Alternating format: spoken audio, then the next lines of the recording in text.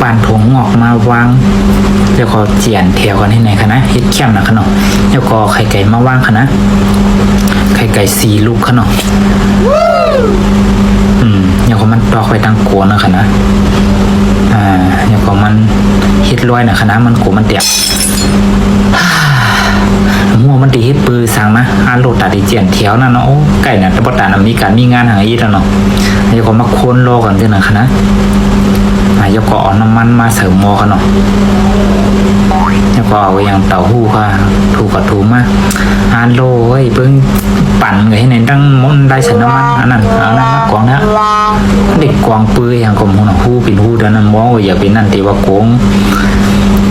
เมียนก็ไม่โกงเนาะแล้วเอาไข่ไก่มาว่างขนาด3 ลูกเอาสักปูหางเปียดมาต่อยแทงว่าโลไล่ตอกไข่ก็เหมือนพีเหมือนก้นเนาะนั่นคนเอาคนมา